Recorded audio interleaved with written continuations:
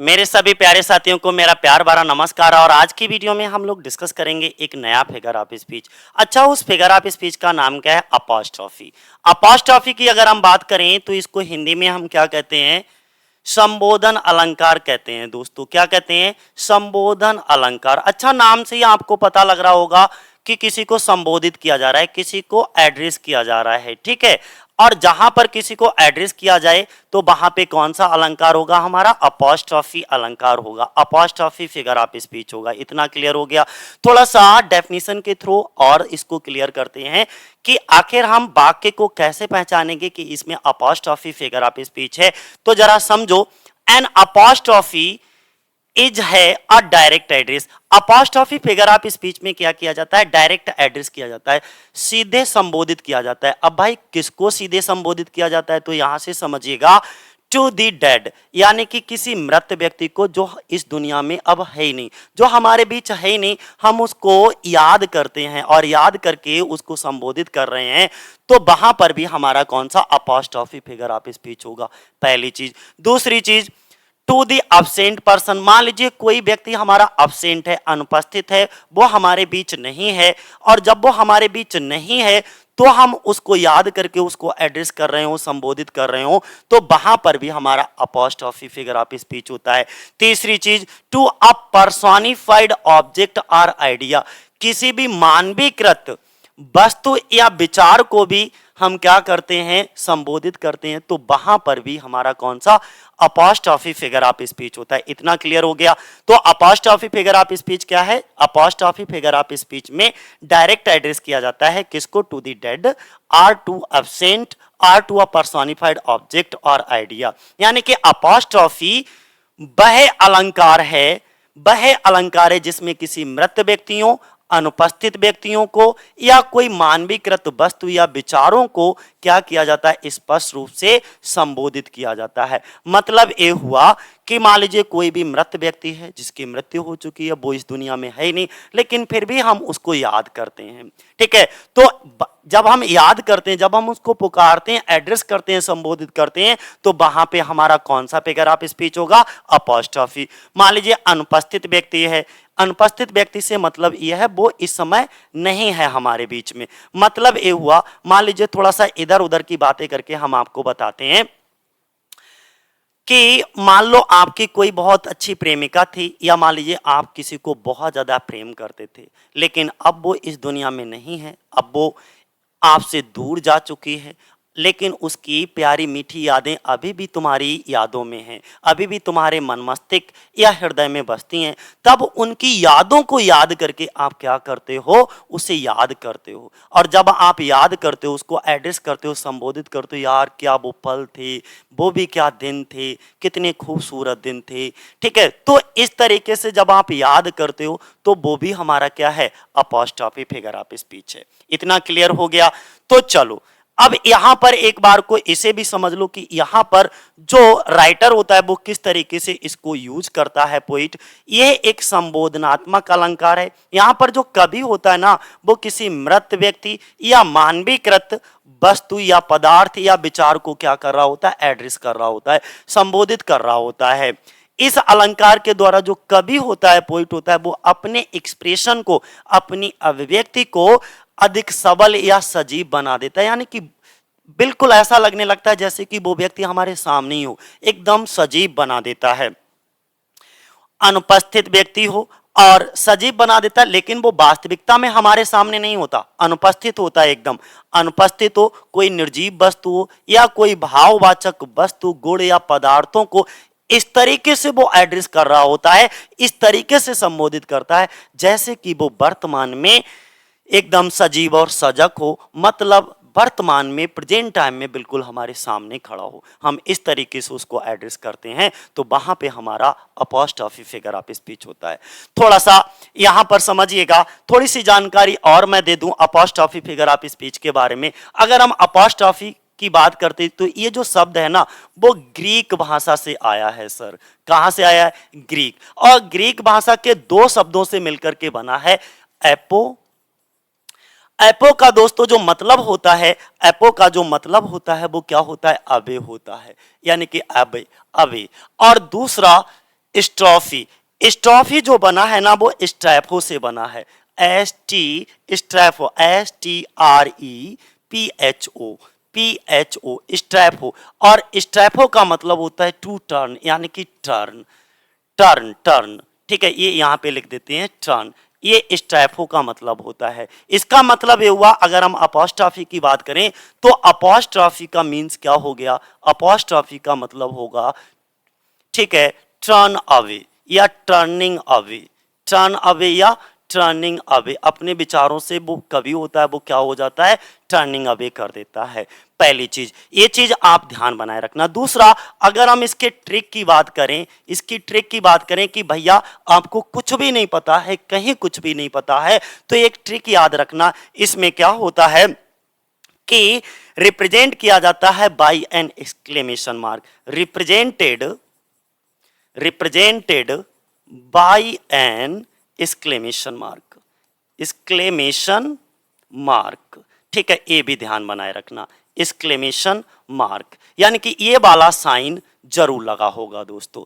95% ये ट्रिक काम करती है, 95% साथियों ये ट्रिक काम करेगी कि उसमें एक एक्सक्लेमेशन मार्क इस तरीके से लगा होगा। हाँ, 5% सेंटेंसेस में ये मार्क नहीं लगा होता है, ठीक है, कॉमा वगैरह से उसको एड्रेस किया जाता है। तो इस तरीके से आप क्या कर लेना, वहां पर एक चीज जरूर देख लेना कि वहां पर जो अपॉस्ट्रॉफी तभी होगा, अपॉस्ट्रॉफी दोस्तों तभी होगा जब वहां पे किसी भी मृत व्यक्ति, कोई अनुपस्थित व्यक्ति, या मान लीजिए कोई मानवीकृत वस्तु है या विचार है, उसको स्पष्ट तरीके से क्या किया जा रहा हो, एड्रेस किया जा रहा हो, तभी होगा। फिलहाल हमने आपको ट्रिक भी बता दी, एक्सक्लेमेशन मार्क, ठीक है।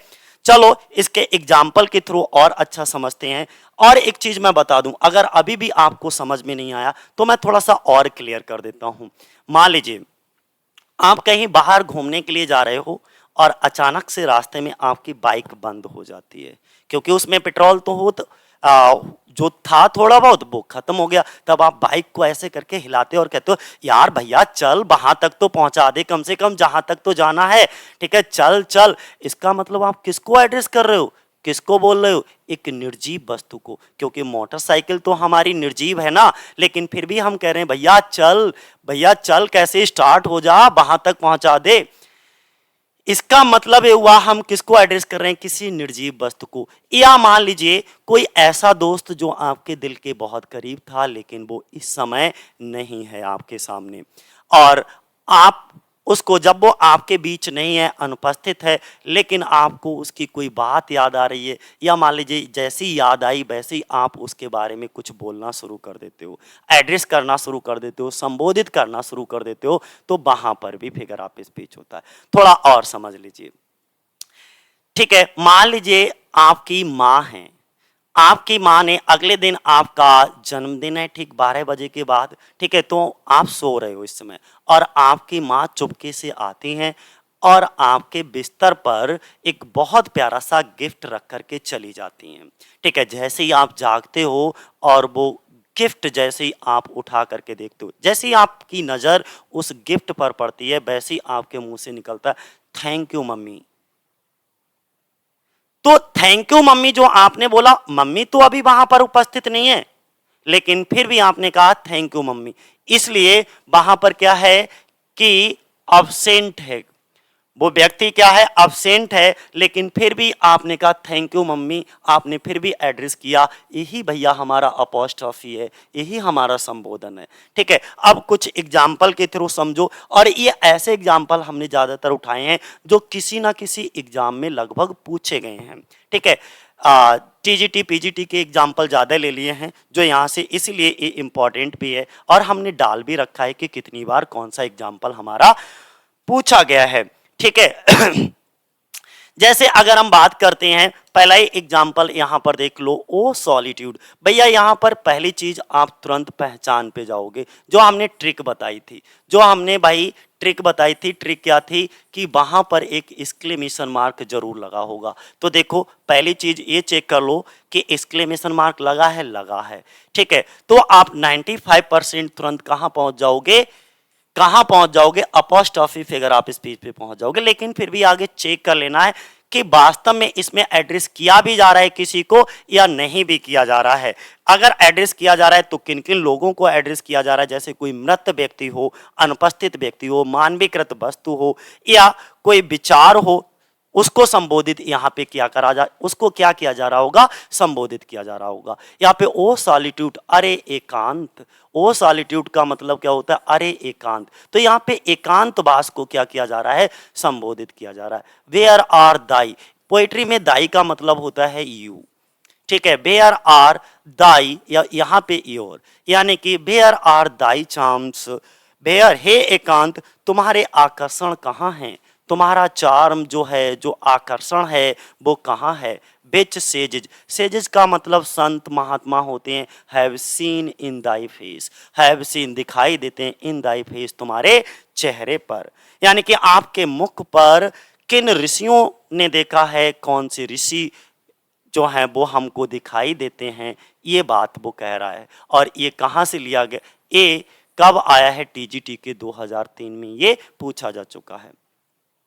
दूसरा एग्जाम्पल, ओ स्वीट कंटेंट, ठीक है। यहां पर भी देख लो ये क्या है, एक्सक्लेमेशन मार्क लगा है, और यहां पर जो कंटेंट होता है, सेटिस्फैक्शन होता है, ठीक है, उसको बोला गया है। और कंटेंट का मतलब कहीं कहीं सामग्री भी होता है, हे मधुर सामग्री। बेयर इज दाई माइल्ड अडोब, बेयर इज दाई माइल्ड अडोब, तुम्हारा जो सौम्य निवास है, तुम्हारा जो माइल्ड अडोब है वो कहाँ है।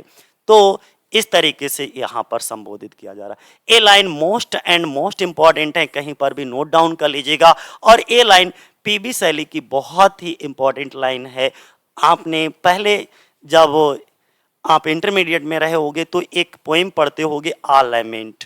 कौन सी, आ लैमेंट पोएम का जो है ये पहली ही लाइन है, और उसमें ये बहुत प्यारा एग्जाम्पल है। ओ वर्ल्ड, अरे दुनिया, ओ लाइफ, अरे जीवन, ओ टाइम, अरे समय। यहाँ पर दुनिया को संबोधित करते हुए, जीवन को और टाइम को, इनको संबोधित करते हुए वो कह रहा है। और ये चीजें कोई भी उसके पास नहीं है, वो निराशावादी है, यानी कि पेसिमिस्टिक दुनिया में खोया हुआ है। कौन, पीबी शैली, ठीक है। तो ध्यान बनाए रखना। और ये पीजीटी 2009 टीजीटी 3 में पूछा जा चुका है, और बहुत प्यारा एग्जाम्पल है। और देखो सभी में ये हमारी ट्रिक भी काम कर रही है यहाँ पे, ठीक है। ओ जजमेंट, अरे न्याय, दाउ आर्ट फ्लेड टू ब्रूटिस, ब्रूटिस का मतलब होता है, ब्रूटिस बीस्ट ऐसे होते हैं जो बहुत ज्यादा खतरनाक हो, क्रूर हो। मतलब ये हुआ कि क्रूर, जैसे कोई क्रूर जानवर नहीं होता है, ब्रूटिस कोई बीस्ट होता है, बीस्ट का मतलब जानवर, कोई बहुत ज्यादा क्रूर हो, तब वो कहते हैं हे न्याय, तुम क्रूर जानवरों के पास भाग गई हो, फ्लेड हो गई हो। मतलब ये हुआ कि हे न्याय, तुम ऐसे लोगों के पास चली गई हो, उन ऐसे लोगों की रखैल बन गई हो जो पैसे वाले हैं, यानी कि पैसे वालों की जेब में न्याय होता है, ठीक। आगे उन्होंने क्या करा, life, no not what thou art, life यहां पर जीवन को संबोधित करते कह रहे हैं, और यहां पे देखो ट्रिक भी काम कर रही है। Okay, no not what thou art, मतलब ये हुआ कि जीवन नहीं जानता कि तुम क्या हो। नो नॉट, नहीं जानता, व्हाट दाउ आर्ट, कि तुम क्या हो, तुम्हारी कला क्या है, तुम क्या चीज हो, ठीक है। अब ये बहुत इंपॉर्टेंट लाइन है, most and most important line है। कौन सी, मिल्टन, दाउ सुडेस्ट, यहाँ पे यस होगा, shouldst be living at this hour. हे मिल्टन, हे मिल्टन, दाउ सुडेस्ट, तुम्हें अभी भी चाहिए, सुडेस्ट बी लिविंग, जीवित होना चाहिए, एट दिस टाइम, इस समय पर भी। मतलब ये हुआ दोस्तों कि हे मिल्टन, तुम्हें इस समय भी जीवित होना चाहिए, क्योंकि इस समय लंदन को तुम्हारी बहुत ज्यादा जरूरत है। और ये एक सोनेट है साथियों, ये भी यहाँ पर जानकारी नोट कर लो, ये एक सोनेट है। और ये जो सोनेट है वो किसके द्वारा लिखा गया है, विलियम वर्ड्सवर्थ के द्वारा लिखा गया है। विलियम वर्ड्सवर्थ के द्वारा दोस्तों इसको लिखा गया है, वर्ड्सवर्थ के द्वारा लिखा गया है। और इस सोनेट का नाम है टू मिल्टन, जिसमें विलियम वर्ड्सवर्थ ने मिल्टन को एड्रेस करते हुए दोस्तों लिखा है टू मिल्टन। और इसको एक और नाम से जानते हैं, लंदन 1802 दोस्तों, लंदन 1802 करके भी इसको जानते हैं। तो चाहे तो लंदन 1802 लिखा हो या टू मिल्टन लिखा हो, कोई फर्क नहीं पड़ता है। और ये इसकी सबसे पहली लाइन है, मोस्ट इंपॉर्टेंट लाइन है सोनेट की, ठीक है, जिसको विलियम वर्ड्सवर्थ के द्वारा इस सोनेट को लिखा गया और इसमें किसको एड्रेस किया गया है, तो इसमें जो एड्रेस किया गया है वो जॉन मिल्टन को एड्रेस करते हुए लिखते हैं, हे मिल्टन, तुम्हें अभी भी यहां पर जीवित होना चाहिए क्योंकि इस लंदन को अभी भी तुम्हारी बहुत ज्यादा जरूरत है। अगला दोस्तों अगर हम बात करें तो यहां पर देखिए बहुत सारे एग्जाम्पल हैं और बड़े प्यारे प्यारे एग्जाम्पल हैं। उन्होंने कहा हियर सुनो ओ हेवन, तो देखो यहाँ पे सुनो एड्रेस कर रहा है ओ हेवन, अरे स्वर्ग, स्वर्ग तुम्हारी आवाज सुनना, स्वर्ग से तुम कैसे सुनने आ जाएगा, इसका मतलब आप खाली बस एड्रेस कर रहे हो, ठीक है, इनएनिमेट ऑब्जेक्ट है यहाँ पर, ठीक है। तो ध्यान बनाए रखना कि यहाँ पर वही तीन चीजें आपको ध्यान बनाए रखना है, और वो तीन चीजें कौन सी होना चाहिए, या तो भाई वो मृत व्यक्ति हो, अनुपस्थित व्यक्ति हो, मानवीकृत वस्तु या विचार हो। तो यहाँ पर ये क्या है दोस्तों, मानवीकृत वस्तु है, मान लिया है, ठीक है। और देखो यहाँ पे कॉमा के द्वारा, तो मैंने कहा या तो अपॉस्ट्रोफी साइन ये वाला यानी कि एक्सक्लेमेशन मार्क लगा हो गया, या कॉमा के द्वारा आपको क्या किया जा रहा होगा, संबोधित किया जा रहा होगा। बस यही ट्रिक है हमारी, ये ट्रिक ध्यान बनाए रखना। माई सारोफुल, ओके, टेल ऑफ मिजरीज, मतलब ये हुआ माई सारोफुल टेल ऑफ मिजरीज, सुनो हे स्वर्ग मेरे दुखों की दुख भरी कथा सुन लो, मेरे दुखों की दुख भरी कथा सुन लो। फिर कहता है ओ लिबर्टी, अब यहाँ पे लिबर्टी का मतलब होता है स्वतंत्रता, वो स्वतंत्रता को संबोधित करते हुए कहता है what crimes are committed in thy name, what crimes are committed in thy name, मतलब हुआ हे स्वतंत्रता तेरे नाम पर कौन से अपराध किए जाते हैं, तेरे नाम पर कौन कौन से अपराध किए जाते हैं। ओ माइटी सीजर, बहुत इंपॉर्टेंट लाइन है, इसको भी नोट डाउन कर लीजिएगा। और ये जूलियस सीजर एक्ट 3 सीन 1 में इसको बोला जाता है, क्या बोला जाता है, ओ माइटी सीजर। और माइटी का मतलब यहाँ पे शक्तिशाली होगा, पावरफुल होगा, ठीक है, शक्तिशाली या पावरफुल, ध्यान बनाए रखना। हे शक्तिशाली सीजर माफ करना दोस्तों, हे पराक्रमी सीजर, क्या तुम इतना नीचे झूठ बोल सकते हो, यानी कि इतना गिर कर के 100 लोग से, मतलब इतना नीचे गिर कर के भी तुम झूठ बोल सकते हो, ठीक है। और एक फिर से एक इंपॉर्टेंट लाइन हमने ली है जो कि हैमलेट से ली है, और हैमलेट जो है क्या है, विलियम शेक्सपियर की एक ट्रेजेडी है, और इसमें ये जो लाइन है ना वो हैमलेट के द्वारा ही बोली जाती है। क्या बोली जाती है, वो अपनी माँ को बोलते हैं और कहते हैं फ्राइल्टी, फ्राइल्टी का मतलब दोस्तों कमजोरी होता है, फ्राइल्टी का मतलब क्या होता है, कमजोरी, फ्राइल्टी का मतलब दोस्तों क्या होता है, कमजोरी या दुर्बल चीजें, जो दुर्बल चीजें होती हैं। तब उन्होंने कहा कि कमजोरी, कमजोरी को कहते हैं, और इसमें कॉमा के द्वारा संबोधित किया गया है कि दुर्बल, तेरा नाम ही, दाई नेम, यानी कि तुम्हारा जो नाम है वो क्या है, वुमेन है, स्त्री है, तेरा नाम ही स्त्री है, ठीक है, फ्राइल्टी दाई नेम इज वुमेन। अगला, ये तो मैं बता ही चुका हूं आपको, 11 नंबर का बताने की जरूरत नहीं। देखो यहाँ पे लंदन 1802 लिखा है तो आप कंफ्यूज नहीं होइएगा, या तो आप इसे लंदन 1802 कह दो या टू मिल्टन कह दो, बात एक ही है साथियों, मिल्टन। और ये जो है क्या है, एक सोनेट है, और सोनेट का होता है ये एक 14 लाइनों की क्या होती है, एक पोएम होती है, ठीक है, 14 लाइन्स की। अगला liberty, why are you so dear, यहां पे कह रहा है आजादी, हे आजादी तुम इतनी प्रिय क्यों हो, why are you so dear, तुम इतनी प्रिय क्यों हो। अब देखो लिबर्टी है, लिबर्टी कोई भाई सजीव थोड़ा ना है जिसको तुम पुकार करके कह रहे हो, तो यहां पर सीधे सीधे एड्रेस किया जा रहा है, और जब एड्रेस किया जाए तो ध्यान बनाए, और सभी में देखो ये ट्रिक काम कर रही है, ट्रिक को विशेष ध्यान रखो। देखो एक भी हमने कहा या तो कॉमा से संबोधित हो रहा होगा या एक्सक्लेमेशन मार्क से। फिर उन्होंने कहा O death where is thy sting, O death, यहाँ पे मृत्यु को, हे मृत्यु तुम्हारा डंग कहाँ है, स्टिंग डंग के लिए बोलते हैं। O grave where is thy victory, हे कब्र आपकी जीत कहाँ है। O judgement thou art fled to brutish beasts, ये बता ही चुका हूं। अब एक ये टीजीटी में आया है 2010 में, इसको जरूर देखिएगा। उन्होंने कहा ओ फेम अरे प्रसिद्धि, if I ever took delight in Dai praises, मतलब ये हुआ हे फ्रेम, यानी कि हे फेम, फेम से मतलब क्या होता है, यश, प्रसिद्धि। यदि मैं कभी तेरी जो है डिलाइट, खुशी को मैं क्या कर सकूं, प्रेज कर सकूं, प्रशंसा कर सकूं। डेथ कम सून, अब वो मृत्यु को कम सून करने के लिए कह रहे हैं। यहां पर भी ये क्या है, आपका पर्सोनिफाइड किया गया है, किसको, डेथ को, यानी कि मृत्यु को मानवीकृत किया गया है। ठीक है, तो अब तो आपको समझ में आ गया होगा, एक बार फिर से मैं रिपीट कर देता हूं भाई, इसमें क्या कहा गया है और क्यों कहा गया है। अच्छा, कुछ एग्जाम्पल मुझे याद आ रहे हैं, जैसे आपने इंटर में एक और पोइम पढ़ी होगी, O captain my captain, O captain my captain, बड़ा प्यारा सा एग्जाम्पल है। ठीक है, बॉड बिटमैन की जो कि एक अमेरिकन राइटर होते हैं, उनके द्वारा इस पोइम को लिखा जाता है। ओ कैप्टन ऐसे करके, O captain, O captain my captain, अरे मेरे कप्तान, okay, O captain my captain.